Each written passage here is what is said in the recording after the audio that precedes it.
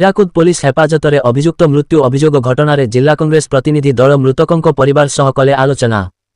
Hirakud police ହେପାଜତରେ ଜଣେ ଅଭିଯୁକ୍ତ ମୃତ୍ୟୁ ଅଭିଯୋଗ ଘଟଣା ଲୋକଲୋଚନକୁ ଆସିବା ପରେ ସମ୍ବଲପୁର ଜିଲ୍ଲା କଂଗ୍ରେସ କମିଟିର ଏକ ପ୍ରତିନିଧି ଦଳ ମଙ୍ଗଳବାର ହୀରାକୁଦ ଗସ୍ତ କରି ପରିସ୍ଥିତି ଅନୁଧ୍ୟାନ କରିଛନ୍ତି।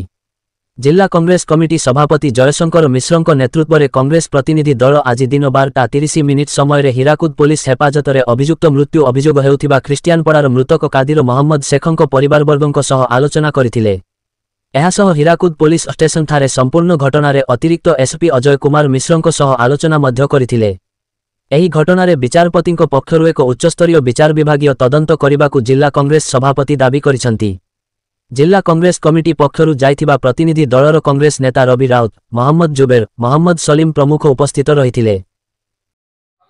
ଦେଖନ୍ତୁ, ଆମେ କାଲି ଶୁଣିବାକୁ ପାଇଲୁ କାଲି ରାତିରେ ଜଣେ ହାଜତ ମୃତ୍ୟୁ କଷ୍ଟଡିରେ ଜଣେ ଥିବା ସମୟରେ ହୀରାକୁଦ ଅଞ୍ଚଳର ଜଣେ ମାଇନୋରିଟି ପିଲାକୁ ପିଟି ପିଟି ପୁଲିସ ମାରି ଦେଇଛି ବୋଲି ଆମେ ଶୁଣିବାକୁ ପାଇଲୁ। ସେଥିପାଇଁ ଏହି ସକାଳୁ ଆମେ ଆଜି ପୁଲିସକୁ ପଚାରିବା ପାଇଁ କେମିତି ତାର ମୃତ୍ୟୁ ହେଲା ତା ଜାଣିବା ପାଇଁ ଆମେ ଆସିଲୁ। ଆପଣ ଦେଖନ୍ତୁ, ସମ୍ବଲପୁର ଜିଲ୍ଲାରେ ଏବେ ଆଇନ ଶୃଙ୍ଖଳା ପରିସ୍ଥିତି ସମ୍ପୂର୍ଣ୍ଣ ବିପର୍ଯ୍ୟୟ ହୋଇଯାଇଛି। କେବଳ ଗୋଟିଏ କେସ୍ ନୁହେଁ, ଆପଣ ରଙ୍ଗପୂର୍ଣ୍ଣି ଦିନ ଦେଖିଥିବେ ଜଣକୁ ହତ୍ୟା କରାଗଲା, କାଲି ଜଣକୁ ହତ୍ୟା କରାଯାଇ ପାଇଖାନା ଭିତରେ ତାକୁ ମରାଗଲା। ତାର ପ୍ରତିବାଦରେ ଆମେ ଆଗକୁ ଆହୁରି ଆମର ଆନ୍ଦୋଳନ ଜୋରଦାର କରିବୁ ଏବଂ ଆଜି ଆମେ ପଚାରି ବୁଝିବା ପାଇଁ ଆସିଛୁ ଏବଂ ତାଙ୍କ ଘର ସହିତ ଆମେ ଯୋଗାଯୋଗରେ ଅଛୁ। ତାଙ୍କ ଘର ଲୋକ କହୁଛନ୍ତି ଯେ ତାକୁ ପିଟି ପିଟି ମାରି ଦେଇଛନ୍ତି ପୋଲିସ ବୋଲି। ତାର ଗୋଟେ ଇନକ୍ୱାରି ହେବା କଥା, ଗୋଟେ ଜୁଡ଼ିସିଆଲ ଇନକ୍ୱାରି, ଗୋଟେ ସିଟିଂ ଜଜ୍ ଜରିଆରେ ଆମର ଇନକ୍ୱାରି ହେବା କଥା।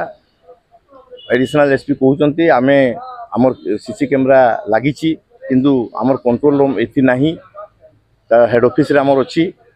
तो आम दाबी करुचु जे ताकू उपयुक्त ता परिवार को थैथान करा जाऊ एवं तार जो पोस्टमार्टम रिपोर्ट आसिला परे जदि ताकू पिटी कर मरा जाइथिबो ताहेले जिला कांग्रेस कमिटी तरफ आम दृढ़ आंदोलन करिबु।